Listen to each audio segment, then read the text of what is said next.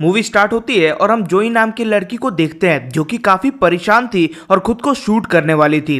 दरअसल जोई अपनी जिंदगी से काफी फ्रस्ट्रेट हो चुकी थी, इसलिए उसने खुद को मारने का फैसला बना लिया था। फिर मूवी फ्लैशबैक में जाती है जहां जोई के साथ उसके सौतेले पिता जॉन संबंध बना रहे थे, जो इस चीज से बिल्कुल भी खुश नहीं थी, पर मजबूरी में वो अपने सौतेले पिता के सारे दुष्कर्मों को झेल रही थी।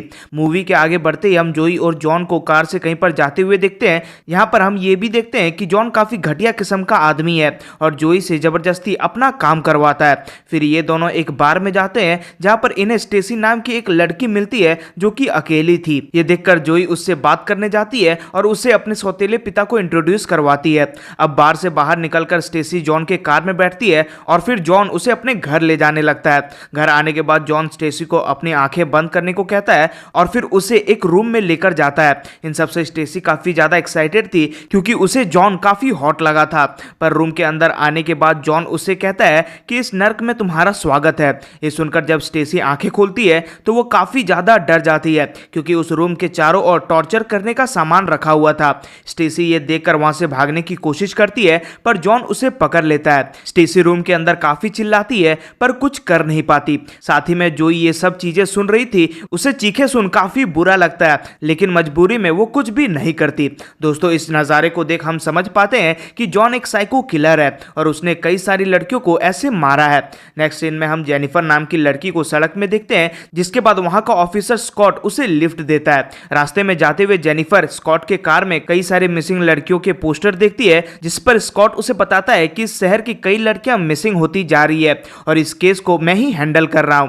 इसके बाद हम फिर से स्टेसी को देखते हैं जो कि बंधी हुई थी। उसके पास जोई आती है और स्टेसी को इतना दर्द में देख वो उससे कहती है कि मेरे डैड तुम्हें ऐसे ही टॉर्चर करते रहेंगे, इसलिए या तो तुम टॉर्चर सहती रहो या फिर फांसी लगाकर खुद को आजाद कर लो। और ये कहकर जोई उसके रस्सी को खोल देती है। कुछ देर बाद जॉन वहां आता है, तब वो स्टेसी को मरा हुआ पाता है। ये देखकर जॉन समझ जाता है कि जोई ने उसकी मदद की होगी, इसलिए वो गुस्से में जोई के पास जाता है और उसे बहुत ज्यादा डराता और धमकाता है। साथ ही में वो जोई को कहता है कि अब तुम ही इस लाश को ठिकाने लगाओगी। ये कहकर जॉन जोई को एक कटर देता है और उससे स्टेसी के पैर को कटवा देता है और फिर ये करने के बाद जोई काफी ज्यादा डिस्टर्ब हो जाती है। अगले दिन हम ऑफिसर स्कॉट को देखते हैं जो स्टेसी के लिए पूछताछ कर रहे थे। तभी कुछ शैतान बच्चे उसकी कार की हवा निकालकर भाग जाते हैं। अब पंचर बनाने के लिए स्कॉट एक गराज में जाता है और ये गराज किसी और का नहीं बल्कि जॉन का था। इस गराज में स्कॉट जोई को भी देखता है जो कि टीवी देख रही थी। अगले सीन में हम स्कॉट और जॉन को पंचर हुई कार को एक ट्रक में लेकर जाते हुए देखते हैं। रास्ते में उन दोनों के बीच कुछ बातें होती है, जिससे स्कॉट को पता चलता है कि जॉन पहले आर्मी में था। जॉन को देख स्कॉट को लग रहा था कि उसमें कुछ गड़बड़ है। साथ ही में उसे यह भी लग रहा था कि उसने उसे कहीं पर देखा हुआ है, इसलिए पुलिस स्टेशन आकर वो बाकी ऑफिसर से जॉन के बारे में पूछता है। तो सभी ऑफिसर उससे कहते हैं कि जॉन का कोई क्रिमिनल रिकॉर्ड नहीं है और वो अपनी गर्लफ्रेंड के साथ रहता है। दरअसल किसी को यह बात पता नहीं थी कि जोई जॉन की बेटी है और सभी को लगता था कि वो उसकी गर्लफ्रेंड है। इधर जॉन अपने घर के चारों तरफ ट्रैप लगाने लगता है ताकि कोई उनके घर के आसपास ना आ सके। उसी रात जोई और जॉन फिर से अपना अगला शिकार ढूंढने बार में जाते हैं। जोई को बार में जेनिफर दिखती है जो कि बारटेंडर का काम कर रही थी। वो उससे बात कर ही रही थी कि तभी वो देखती है कि जॉन एनी नाम की दूसरी लड़की से बात कर रहा है, इसलिए वो टेबल पर वापस आ जाती है। फिर जब जेनिफर उनके टेबल पर आती है तब जॉन उससे भी फ्लर्ट करने लगता है, पर आज रात वो उसे नहीं बल्कि एनी को अपने साथ घर लेकर आता है। घर पहुंचने के बाद जॉन एनी के साथ भी वही करता है जो कि उसने स्टेसी के साथ किया था। टॉर्चर रूम को देखकर एनी काफी ज्यादा डर जाती है, पर जॉन उसे बेहोश कर देता है और उसे एक लोहे के बैट से बांध देता है। इधर स्कॉट जॉन के बारे में कुछ रिसर्च करता है और उसे पता चलता है कि स्कॉट को आर्मी से निकाल दिया गया था और फिर उसने एक लड़की से शादी कर ली और शादी के कुछ समय बाद ही उस लड़की ने सुसाइड कर लिया। ये सारी चीजें जब स्कॉट को पता चलता है तब उसे जॉन पर थोड़ा शक होने लगता है। दूसरी ओर जब जॉन एनी को टॉर्चर कर रहा था तब जोई को भी उसकी चीखें सुनाई दे रही थी, पर हर बार की तरह इस बार भी वो चुप रहती है। अगले सीन में हम जोई को एक बार में देखते हैं जहां पर वो जेनिफर से बात कर रही थी। उन दोनों के बीच काफी अच्छी बातें होती है, पर तभी जॉन वहां आ जाता है और जोई को वहां से लेकर निकल जाता है। घर आकर जॉन फिर से एनी को दर्द देने लगता है। एनी इससे काफी ज्यादा रोने लगती है और फिर जॉन को कहती है कि इससे अच्छा तुम मुझे मार क्यों नहीं देते। ये सब बाहर जोई भी सुन रही थी, पर इस बार वो अपने आप को नहीं रोकती और कबर्ड में से जॉन के गन को निकालती है। इसके बाद हम वही सीन फिर से देखते हैं जो हमने मूवी की शुरुआत में देखा था।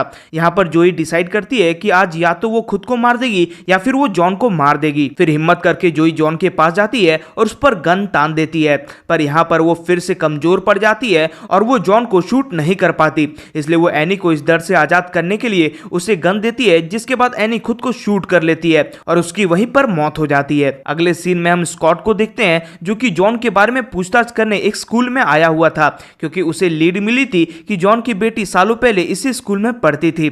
यहाँ पर जब स्कॉट जॉन की बेटी के बचपन के फोटोज को देखता है तो उसे पता चल जाता है कि जोई ही उसकी बेटी है, जो कि नाम बदलकर जॉन के साथ उसका गर्लफ्रेंड बनकर रह रही है। अब ये रहस्य पता चलने पर स्कॉट का जॉन के प्रति और भी ज्यादा शक बढ़ जाता है और उसे लगने लगता है कि जरूर दाल में कुछ काला है। इधर घर में जोई एनी की मौत से काफी ज्यादा डिस्टर्ब थी, इसलिए उसे हर जगह वही नजर आने लगती है, जिससे वो काफी ज्यादा डर जाती है। फिर जॉन और जोई मॉल में सामान खरीदने जाते हैं। स्कॉट भी यहाँ आया हुआ था और वो जोई को अकेला देख उससे कहता है कि मुझे तुम्हारी सारी सच्चाई पता है कि जॉन तुम्हारे डैड है और अगर तुम किसी मुसीबत में हो तो मैं तुम्हें उससे बाहर निकाल सकता हूँ। पर वहीं ये सुनकर जोई इन सब से इनकार करती है और स्कॉट से कहती है कि आपको कोई गलत फहमी हुई होगी।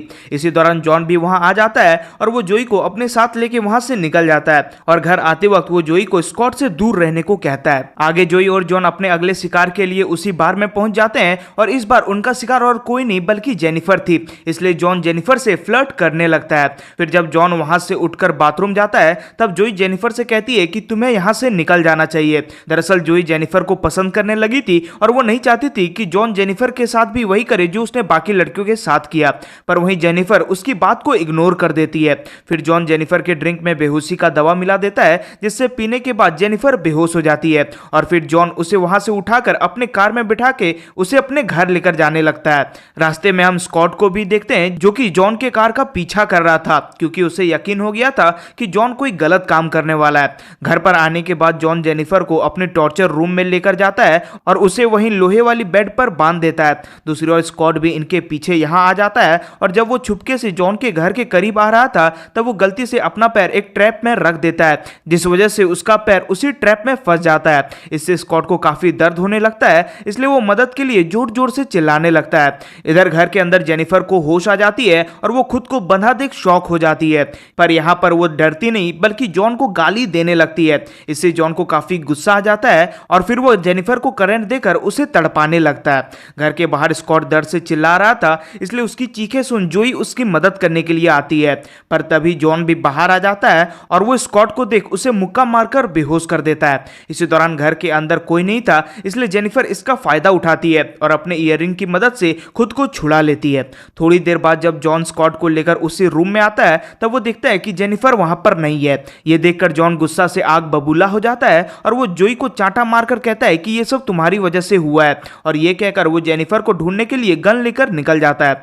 घर में थोड़ी देर बाद स्कॉट को भी होश आ जाता है और वो जोई को उसकी मदद करने के लिए थैंक्स बोलता है। इधर जॉन जेनिफर को खोजते हुए जंगल में चला गया था, वहीं पर जेनिफर भी छिपी हुई थी।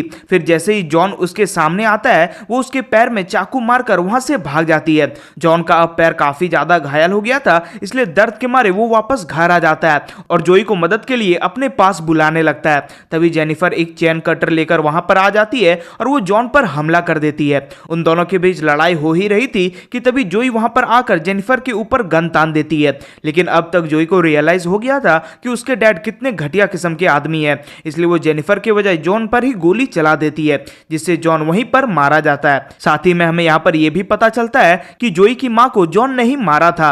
अब अगले सीन में हम काफी समय बाद का सीन देखते हैं जहां पर स्कॉट की एक कलीग उसके घर आती है और उससे जोई के बारे में पूछती है, लेकिन स्कॉट उसे जोई के बारे में कुछ भी नहीं बताता क्योंकि इससे जोई की जिंदगी खराब हो सकती थी। दूसरी ओर जोई काफी अकेली हो गई थी, इसलिए वो मरने का डिसाइड करती है, लेकिन जब वो खुद को शूट करती है तब गन में गोली ही नहीं होती और इससे वो समझ जाती है कि उसे इतना जल्दी नहीं मरना चाहिए और जीवन में कुछ अच्छा करना चाहिए। फिर हमें काफी साल बाद का सीन दिखाया जाता है जहां पर हम जोई और जेनिफर को एक साथ देखते हैं। ये दोनों एक साइको किलर को पकड़कर मारने वाली थी। जोई उस साइको किलर से कहती है कि तुम्हारे पास दो ऑप्शन है, या तो इस चाकू से तुम खुद को मार लो या फिर हम तुम्हें तड़पा तड़पा कर मार देंगे। दरअसल अब जोई और जेनिफर साथ मिलकर दुनिया से बुरे लोगों को खत्म करने में लग गए थे और फिर इसी के साथ हमारी मूवी यहीं पर एंड हो जाती है।